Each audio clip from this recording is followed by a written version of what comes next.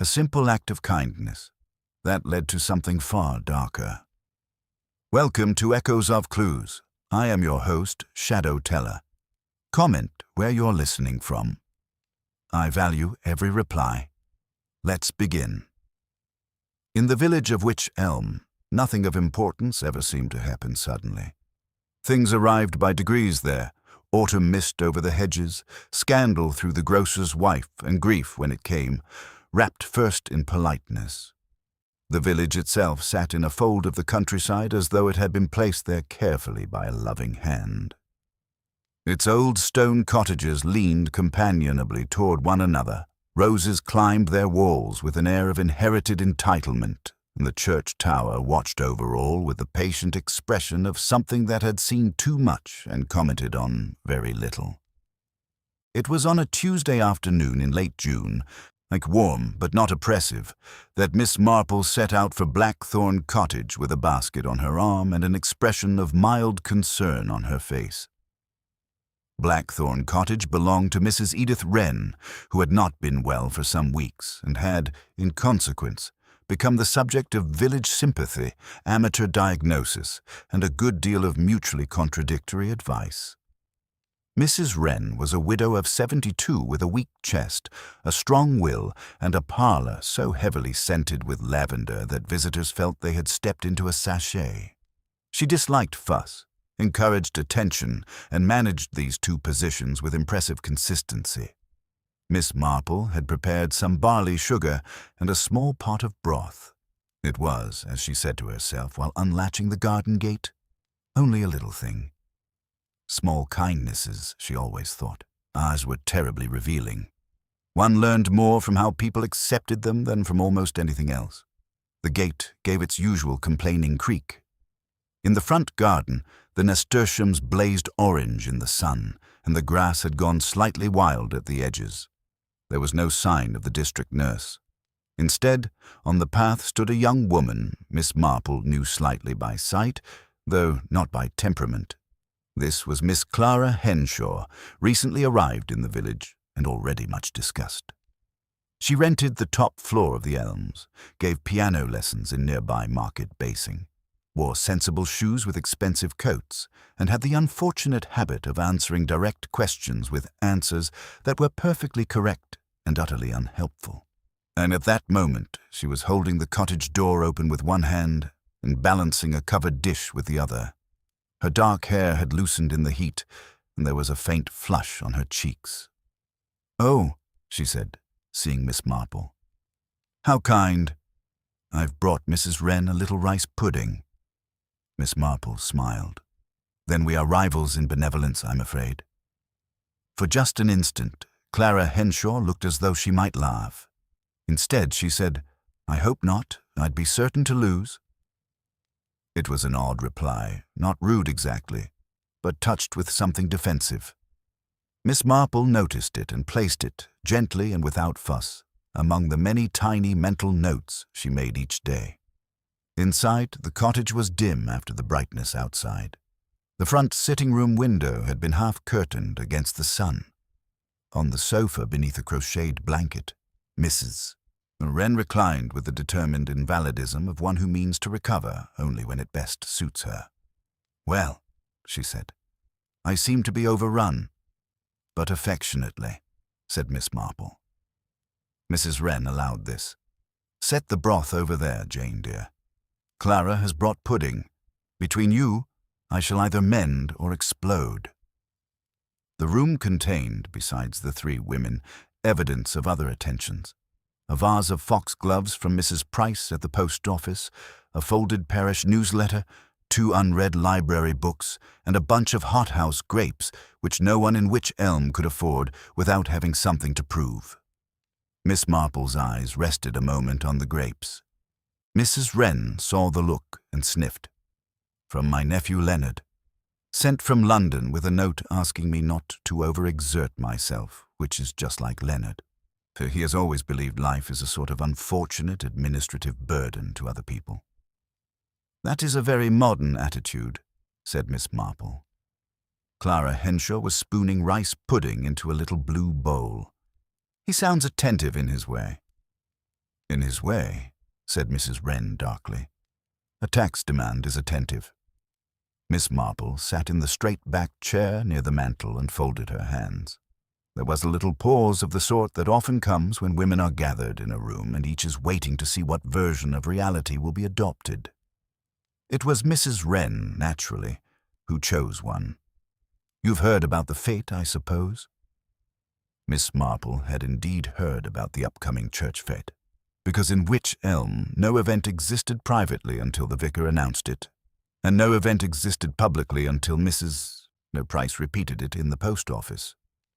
Only that it is to be on Saturday, said Miss Marple, and that Mrs. Belling insists on running the flower stall, though last year she accused 3 separate people of touching the delphiniums with damp fingers.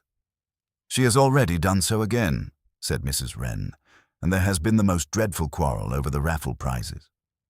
Clara gave the bowl to her and said with faint amusement, surely not dreadful. My dear, in villages those are the dreadful quarrels. The truly serious matters are spoken of very quietly. That, Miss Marple thought, was perfectly true. Mrs. Wren tasted the pudding. Too much nutmeg, not enough sugar, but very decent, Clara. High praise, said Clara. There came then a brisk knock at the open door, followed immediately by the entrance of Mrs. Price herself, her narrow as a hat-pin and twice as penetrating. She carried letters, though the post had already been delivered that morning. I was passing, she said, which meant that she had not been. Oh, a full committee meeting, is it? No, said Mrs. Wren, only my nourishment. Mrs. Price ignored this. 2 letters, Edith. 1 forwarded from your nephew, and 1 hand-delivered. She held them out. The first was a pale cream envelope with a London postmark. The second was plain, thick, and addressed simply, Mrs. Edith Wren, Blackthorn Cottage. Miss Marple, who never stared where staring would be impolite, nevertheless noticed the handwriting on the second envelope. It was careful, disguised perhaps in its carefulness, the letters upright and almost schoolroom in their precision. Mrs. Wren opened the London letter first, glanced at it, and made a dismissive sound. Leonard again. He writes as though I am furniture to be catalogued. And the other? Asked Mrs. Price eagerly. Mrs. Wren slit the second envelope with the butter knife from the tray. A single sheet fell out. She unfolded it. Miss Marple saw the change before anyone else spoke. Mrs. Wren's face did not pale dramatically, nor did she cry out. The alteration was smaller than that. It was as though some inner mechanism had stopped quite still. Well, said Mrs. Price. Mrs. Wren folded the paper once, very neatly. Nothing. That is obviously not true, said Mrs. Price. Mrs. Wren turned her head. Then perhaps it is not obvious enough for you. An embarrassed silence followed. Clara looked quickly from one face to another. Miss Marple seemed to be studying the arrangement of the foxgloves. Mrs. Price drew herself up. I only meant, if there is anything amiss. There is not. Mrs. Price, who would far rather hear bad news than be denied it, compressed her lips. Very well. The village does what it can. Indeed it does, said Miss Marple pleasantly. Mrs. Price departed with the brittle dignity of a woman already composing 6 improved versions of the scene for later retelling. Clara rose soon after, saying she had lessons to prepare. Mrs. Wren thanked her with the unusual softness reserved for those one does not wish to encourage, but cannot quite dislike. Miss Marple stood too, gathering her empty basket, though she had no intention of hurrying. At the door, Clara hesitated. Mrs. Wren, she said, if that letter has upset you. It has not. Clara's eyes dropped to the folded paper on the table beside the grapes. No, Mark, of course. She went out then, but not before Miss Marple noticed that her hand, as she reached for the latch, trembled slightly. When the cottage had grown quiet again, Mrs. Wren leaned back against her cushions. You may say it, Jane. My dear Edith, I rarely say things unless it is useful. Nonsense. You see everything. Miss Marple smiled faintly. Not everything. Only enough to know that someone has troubled you.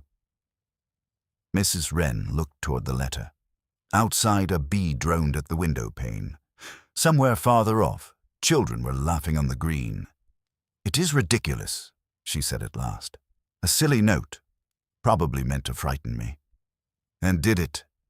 Mrs. Wren was silent for a moment.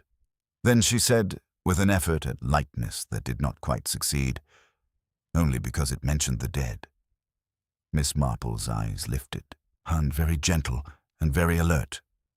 The dead, dear Edith, she said, have such inconvenient habits of remaining involved. Mrs. Wren gave a small shiver despite the warmth of the day. Then, after another pause, she handed over the note. It contained only one sentence. A kindness is a dangerous thing when it is remembered by the wrong person. Miss Marple read it once and then again. Outside Blackthorn Cottage, Wych Elm remained bright, peaceful, and perfectly itself. The roses stirred against the stone walls. The church clock struck 4. Somewhere, someone was arranging bunting for the fete, and in that calm, sunlit village, the first shadow had quietly fallen. Miss Marple folded the note once more and returned it to Mrs. Wren with the same care one might use for something fragile, though it was only paper and ink. There was, however, nothing fragile about the intention behind it. It is oddly phrased, she said, settling again into her chair. Not quite a threat and not quite a warning. Those are often the most troublesome sort. Mrs. Wren gave a short, uneasy laugh. If someone wishes to frighten me, they have chosen a poor method.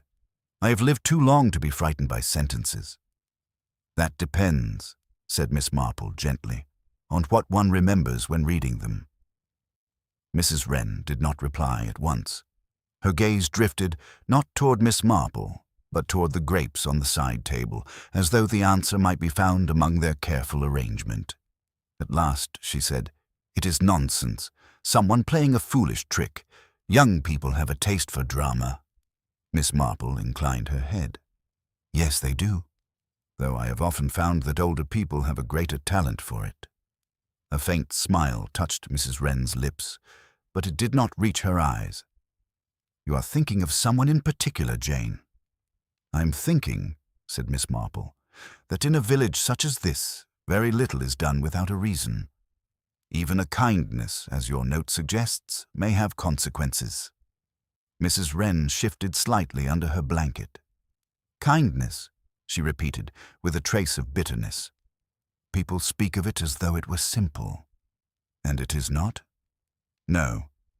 She looked directly at Miss Marple now. It can bind one person to another in ways that are not always comfortable. Miss Marple did not press her. Experience had taught her that people revealed themselves most fully when they believed they had chosen the moment. Instead, she said, "Shall I stay a little longer, or would you prefer to rest?" "Stay," said Mrs. Wren quickly, then added, more composed, "just for a short while." They spoke then of ordinary things, the fete, the weather, the unreliability of summer vegetables, yet beneath it all there lingered a tension that had not been present before. Miss Marple observed it as she might observe a flaw in knitting, not immediately visible to the casual eye, but certain to unravel if left unattended. After some time, she rose to go. "Do lock your door this evening, Edith," she said lightly. "I always do. And if anything else should arrive, any further notes or messages, you will let me know." Mrs. Wren hesitated, then nodded. "Yes, I suppose I will." Miss Marple took her leave, stepping out once more into the bright afternoon. The air felt warmer now, and the stillness heavier, as though the village itself were holding its breath. She walked slowly down the garden path, her mind occupied not with the words of the note, but with the reactions it had produced. Fear, certainly, but not only fear. There had been recognition there, and something else, something closer to resignation. At the gate, she paused. Clara Henshaw stood a little way down the lane, as though she had not quite made up her mind whether to leave or return. When she saw Miss Marple, she straightened. "I hope Mrs. Wren is comfortable," she said. "As comfortable as one can expect," Miss Marple replied. "Your pudding was much appreciated." Clara gave a small nod. "I'm glad." There was a silence, not awkward exactly, but charged with the unspoken. Miss Marple regarded her kindly. "You are new to the village, I believe." "Yes, and only a few months." "And yet you have taken quite an interest in Mrs. Wren." Clara's expression flickered, just for a moment. She seemed in need of it. "Indeed," said Miss Marple. "It is always admirable when people extend kindness to those in need." Clara's gaze dropped briefly to the ground. "Sometimes it feels less admirable than necessary." "Necessary?" "Yes." She looked up again, and there was something in her eyes now, something guarded, as though one is obliged. Miss Marple's smile did not change, but her attention sharpened. "That is a very particular way of putting it." Clara shrugged lightly. "Perhaps I chose the wrong word?" "Perhaps," said Miss Marple. A cart rattled past at the end of the lane, the driver raising a hand in greeting. Clara glanced toward it, then back again. "I should go," she said. I have lessons." "Of course." Clara hesitated once more, then said, "If Mrs. Wren needs anything at all, you'll tell me." "I'm sure she will appreciate that," said Miss Marple. Clara nodded and turned away, her steps quickening as she moved down the lane. Miss Marple watched her go until she disappeared around the bend. Then she resumed her own walk, though more slowly than before. A kindness, she thought, was indeed a curious thing. It could be given freely, or it could be given under pressure. It could create gratitude, or obligation, and sometimes, most dangerously of all, it could create a connection that one person wished to forget and another refused to release. By the time she reached the village green, the preparations for the fete were well underway. Bunting fluttered between the trees, tables were being set out, Nam and a group of children chased one another with the careless energy of those who believe the world to be entirely safe. Miss Marple paused for a moment, watching them. It was always like this, she reflected, the surface of things so orderly, so reassuring. And beneath it, the quiet accumulation of small tensions, small secrets, small acts that did not seem to matter very much at all. Until, of course, they did. She turned toward her cottage, her thoughts settling into place with gentle precision. Somewhere in which elm someone had written that note, someone who remembered a kindness, and someone who believed that memory was dangerous. Miss Marple's lips curved faintly. "Yes," she murmured to herself. "That is very often the case." Miss Marple slept lightly that night, as she often did, her rest broken not by discomfort, but by thought. Now the note had arranged itself in her mind with quiet persistence, like a misplaced stitch that refused to be ignored. By morning, it had not altered, but it had deepened. The village, however, showed no such introspection. Wych Elm woke cheerfully. Milk bottles clinked at doorsteps, a dog barked somewhere near the green, and Mrs. Price could be seen at an early hour already engaged in what she described as necessary errands, and others described more accurately as reconnaissance. Miss Marple set out after breakfast, her path taking her first, quite naturally, past the post office.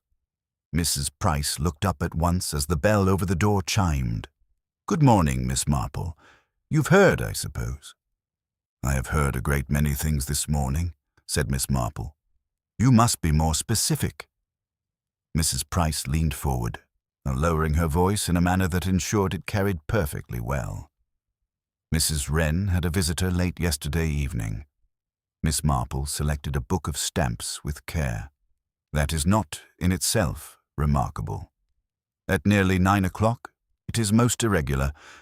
Mrs. Wren is always abed by 8:30. "Who was it?" "That is just the point," said Mrs. Price with satisfaction. No one knows. Miss Marple considered this. Surely someone saw. Well, Mrs. Canning's boy heard the gate, and there was a light in the front room. And this morning, she paused for effect. The district nurse says Mrs. Wren is quite unwell, worse than she has been. Did the nurse say what was the matter? Only that she seemed greatly agitated, and she would not explain why. Miss Marple inclined her head. That is interesting. Mrs. Price's eyes sharpened. You think it is connected, don't you? That letter yesterday, and now this. I said at once there was something not right about it. Miss Marple smiled faintly. It is always wise, I think, to observe before concluding. Observation leads to conclusion, said Mrs. Price firmly. Sometimes, said Miss Marple, it leads to a different conclusion than one expects. She paid for her stamps and left, aware that Mrs. Price was already preparing a revised account of their conversation. From the post office, Miss Marple walked toward Blackthorn Cottage. The morning sun lay gently over the hedges, but there was a stillness in the air that felt less like peace and more like anticipation. The gate stood slightly ajar. Miss Marple paused before entering, her eyes resting briefly on the latch. It was not broken, nor forced, merely not fastened. A small thing, perhaps, but small things, she knew, were rarely accidental. She pushed the gate open and went up the path. The front door was closed, but not tightly. At her knock, it opened almost at once to reveal the district nurse, Miss Palmer, her sleeves rolled neatly and her expression professionally composed. "Oh, Miss Marple, Mrs. Wren is resting." "I won't disturb her," said Miss Marple. "I only wish to inquire after her health." Miss Palmer hesitated, then said, "She had a difficult night. Some distress." "Yes," said Miss Marple gently. "I had heard she received a visitor." The nurse's expression flickered. "So it seems." "You did not see who it was?" "No, but Mrs. Wren spoke to them in the front room. I arrived shortly after, and whoever it was had already gone." Miss Marple's gaze moved past her into the room, and the air still carried the heavy scent of lavender, but beneath it there was something else, a faint sharpness, like something recently disturbed. "And Mrs. Wren?" she asked. "She's resting now, but she was very shaken. I have not seen her so unsettled." Miss Marple nodded. "May I leave a message?" "Of course." Miss Marple stepped just inside and placed a small folded note on the side table, beside the grapes, which remained untouched. As she did so, her eyes moved briefly over the surface. The letter from the previous day was gone. "Has Mrs. Wren had many callers recently?" she asked, turning back. "Only the usual," said Miss Palmer. "And Miss Henshaw, of course." "Of course." Miss Marple took her leave, stepping once more into the quiet brightness of the garden.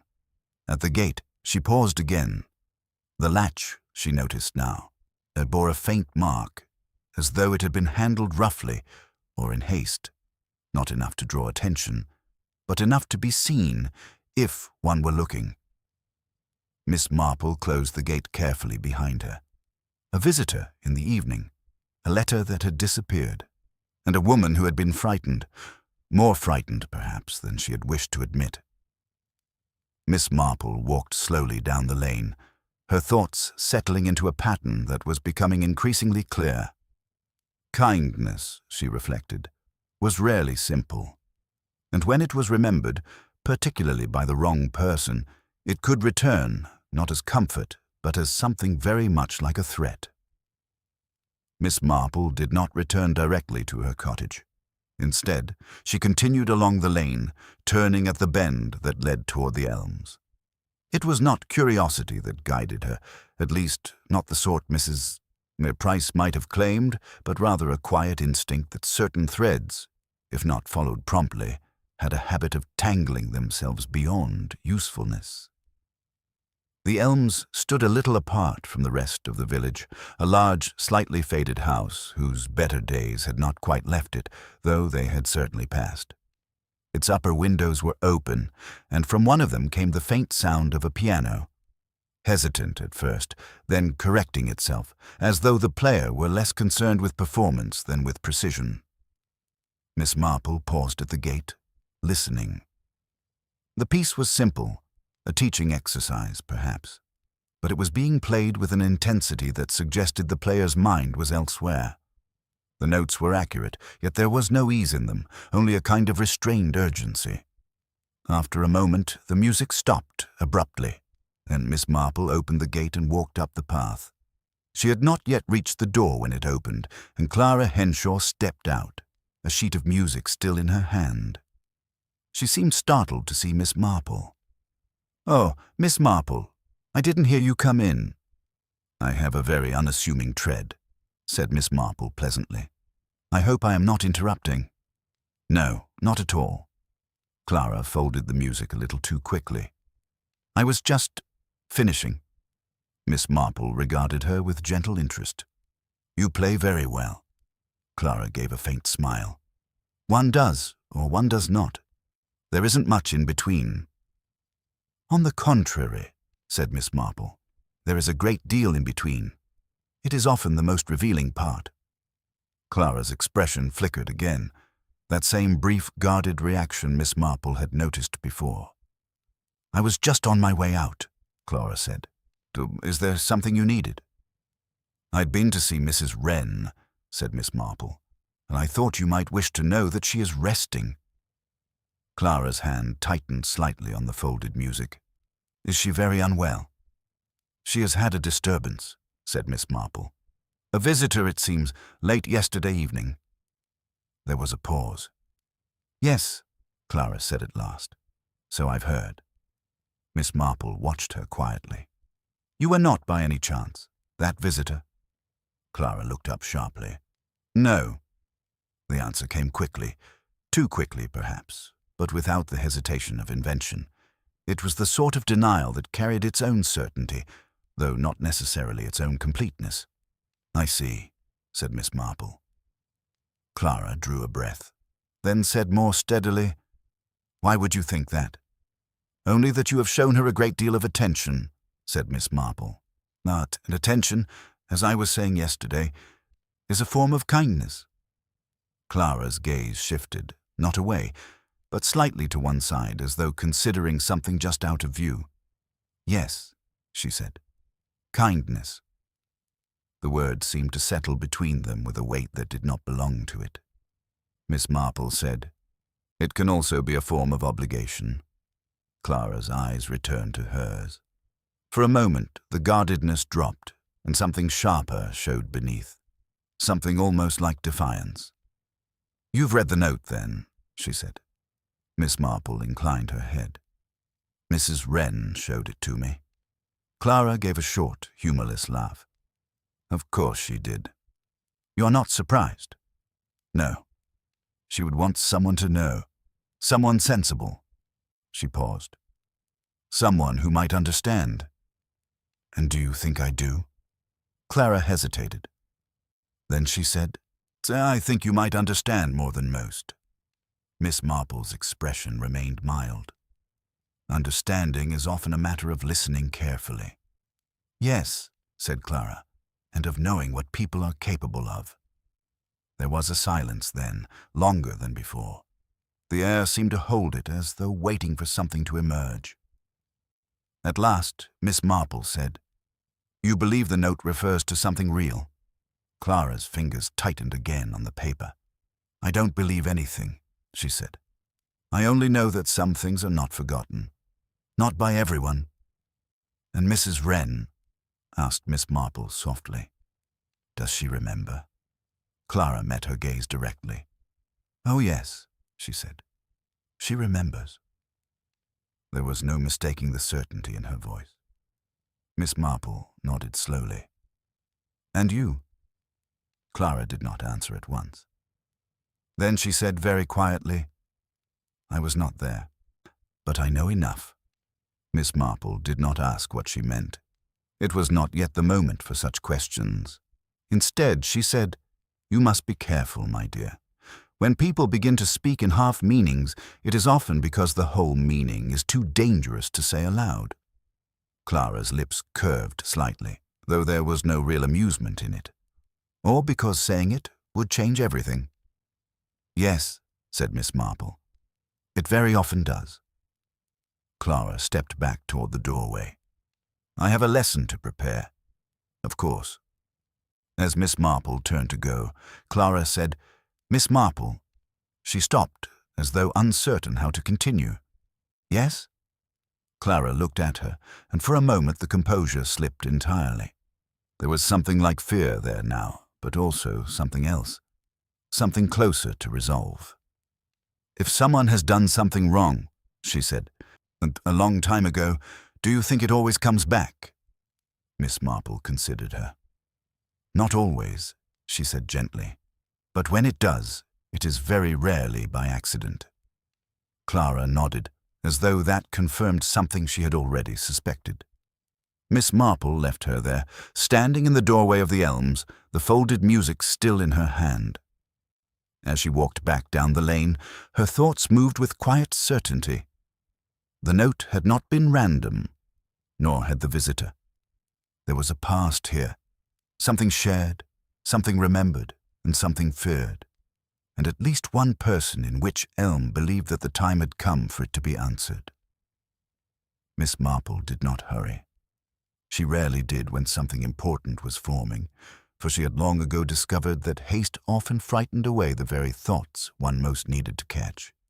Instead, as she allowed her pace to remain gentle as she returned toward the center of the village, her mind arranging impressions with the quiet precision of a well-kept drawer. Clara Henshaw knew something. That much was certain. Not merely suspected, not merely feared, knew. Yet her knowledge was second-hand, incomplete perhaps, and colored by something deeply personal. There had been no surprise in her when the note was mentioned, only recognition. And Mrs. Wren had remembered. Miss Marple passed the green, where preparations for the fete had advanced considerably. A trestle table had been set up beneath the oak tree, already crowded with jars of jam and neatly labeled cakes. Mrs. Belling stood beside them, directing two younger women with the authority of one who considered floral arrangement a moral discipline. "Not there," she was saying sharply. "The geraniums must be separate from the sweet peas. One does not mix scent like that. It is quite improper." Miss Marple paused a moment, offering a polite greeting, but did not linger. Conversations about flowers, though often instructive, were unlikely to illuminate the matter at hand. Instead, she turned toward the vicarage. The Reverend Stephen Colville was in his study when she arrived, a thin, thoughtful man who always seemed slightly surprised by the world, as though it persistently failed to conform to his expectations. "Miss Marple," he said warmly. "How good to see you. You've come about the fete, I suppose?" "In a manner of speaking," said Miss Marple, taking the chair he offered. "Though I find that village events are often connected in ways one does not immediately anticipate." The vicar smiled faintly. "That sounds ominous."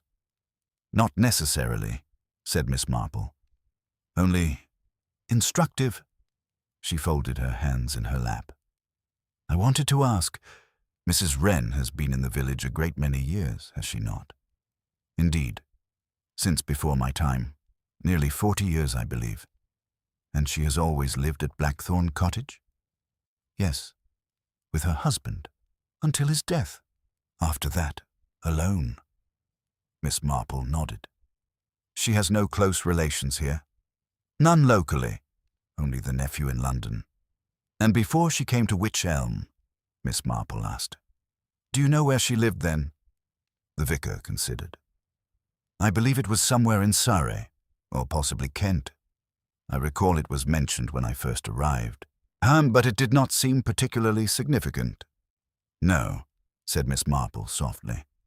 "Such things rarely do at first." The vicar leaned back slightly. "You ask as though it might be significant now." Miss Marple gave a small, thoughtful smile. I've found that the past has a most inconvenient habit of becoming relevant. He regarded her with mild curiosity. Is something the matter? I am not yet certain, she said. But I think it may be wise to consider that what appears to be a quiet village may not always have been so quiet. The vicar said nothing for a moment, then he nodded slowly. If there is anything I can do, I am sure there will be, said Miss Marple. In time. She rose, thanking him, and stepped back out into the sunlight. The day had grown warmer, the air heavier. A faint breeze stirred the bunting on the green, but it did little to dispel the sense of stillness that seemed to have settled over everything. Miss Marple turned once more toward Blackthorn's cottage, though she did not intend to call again so soon. Instead, she walked past it, her eyes moving lightly over the small details others might have missed. The curtains were drawn now in the front room, and near the edge of the path, just beside the gate, something caught her attention. She paused. It was a small thing, no more than a fragment of paper, half trodden into the gravel. She bent carefully and picked it up. It was torn, as though from a larger sheet. The edge was jagged, uneven, and on it, in the same careful, upright handwriting she had seen on the envelope the day before, were 3 words. Too late now. Miss Marple held the fragment a moment longer, her expression unchanged. Just then she slipped it into her glove. A message had been delivered. Another had been destroyed, or partly so. And somewhere between the two, a conversation had taken place that had left Mrs. Wren shaken, the gate unlatched, and the past no longer safely contained. Miss Marple straightened and looked once more at the quiet cottage. Yes, she murmured softly. I think we are rather past kindness now. Miss Marple did not speak of the fragment immediately, nor did she return it to Mrs. Wren. Instead, she allowed the day to pass into evening, and evening into the quiet hush that Wych Elm wore so well. The fete would begin the next morning, and already the village had begun its gentle transformation into something festive, something communal, something, Miss Marple reflected, that made concealment both easier and more dangerous. And it was precisely the sort of setting in which truth, if properly guided, might reveal itself. By mid-morning, the green was alive with movement. Tables had been arranged, bunting lifted lazily in the warm air, and villagers moved between stalls with polite cheerfulness and watchful eyes. Miss Marple took her place near the flower stall, where she might observe without appearing to do so. Mrs. Wren had not yet arrived, though Miss Palmer hovered near the edge of the gathering, as though waiting to escort her. Clara Henshaw stood some distance away, speaking to one of the vicarage ladies, though her attention seemed to drift constantly toward the lane. Miss Marple waited, and then, at last, Mrs. Wren appeared. She looked pale, but composed. Too composed, Miss Marple thought, for someone who had been so shaken the night before. So it was the composure of decision, not of recovery. Miss Marple moved toward her. "My dear Edith," she said warmly, "how brave of you to come." Mrs. Wren gave a faint smile. "One cannot remain an invalid forever. People begin to expect it." "That is very true." They stood together a moment, watching the small movements of the feet unfold around them. Then Miss Marple said, very gently, "You had a visitor." Mrs. Wren did not look at her. "Yes. And you know who sent the note?" A pause. "Yes," Mrs. Wren said again. Miss Marple inclined her head slightly. "And it is not, as one might suppose, Miss Henshaw." At that, Mrs. Wren turned sharply. "No, though she knows something of it," Miss Marple continued. "Enough to be afraid, but not enough to understand." Mrs. Wren's lips pressed together. "Ah, she should not have come here." "Ah," said Miss Marple softly. "But she did not come by chance, did she?" Mrs. Wren said nothing. Miss Marple continued, her voice calm and almost conversational. "It is curious, you know, how kindness binds people, a kindness offered long ago, perhaps to someone in distress, perhaps to someone who should not have been trusted. Mrs. Wren's hand trembled slightly. And such a person, Miss Marple went on, might remember that kindness very differently. Not as generosity, but as power, as something that could be used, or returned. Mrs. Wren closed her eyes briefly. "You don't understand."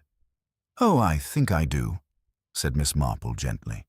"You helped someone once, helped them escape something, perhaps even the consequences of their actions, and for many years it remained buried." "Mrs.?" Wren's voice was barely audible. "It was the right thing to do." "Yes," said Miss Marple. "At the time." There was a silence between them. "Until," Miss Marple continued, "that person returned. Not in person, perhaps, but through another." Mrs. Wren's eyes opened. "Through Clara?" "Yes." Across the green, Clara Henshaw stood very still. "She did not know everything," Miss Marple said. "Only enough to suspect. Enough to come here, to find you, to ask questions, and in doing so, she drew attention.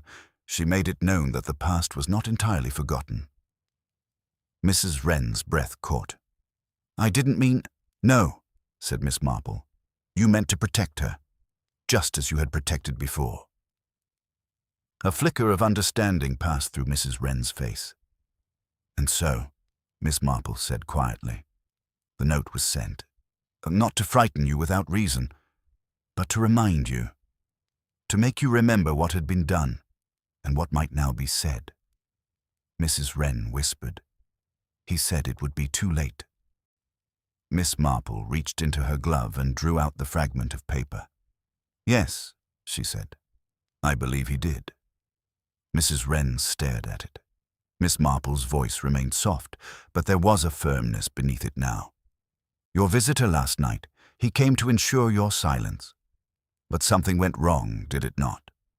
Mrs. Wren's hands began to shake. "I told him no. I told him I would not be afraid any more. And he could not allow that." Mrs. Wren's eyes filled with tears. "I didn't think—" "No," said Miss Marple gently. "One rarely does." There was a sudden movement nearby. Clara had stepped closer, her face pale. "What are you saying?" she demanded. Miss Marple turned to her. "I am saying, my dear," she said calmly, "that the man who sent the note and who came to Blackthorn Cottage last night is here." A ripple passed through those nearest them. Miss Marple's gaze moved, not dramatically, but with quiet certainty, toward the edge of the gathering, where Mr. Leonard Wren stood. He had arrived only moments before, his manner composed, his expression politely concerned. But now, under Miss Marple's steady gaze, something shifted. "Really, Miss Marple," he said lightly, "this is quite unnecessary." "You sent the grapes," said Miss Marple. A thoughtful gesture, but also a means of reminding your aunt that you had not forgotten her. His smile tightened. "You also forwarded the letter," Miss Marple continued, ensuring that it would appear to come from elsewhere. And when Miss Henshaw's presence threatened to expose what had been done all those years ago, you chose to act. There was silence now. Even the children had stopped their games. Mrs. Wren whispered, "Leonard?" "No." Miss Marple's voice remained calm. "You relied, Mr. Wren, on your aunt's kindness, on her reluctance to speak, but you overlooked one thing." "And what is that?" he said sharply.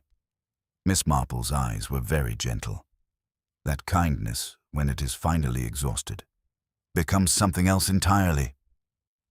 For a moment, no one moved. Then Leonard Wren's composure broke, not into violence nor into denial, but into something smaller and more revealing. Resignation. It was enough. Later, when the quiet had returned and the village began, carefully to rearrange itself around what had occurred, Miss Marple sat once more in her garden, and her knitting resting untouched in her lap. The matter had resolved itself not through evidence alone, but through understanding, through the recognition of how people remembered and what they chose to do with those memories. A kindness, she reflected, was never truly small.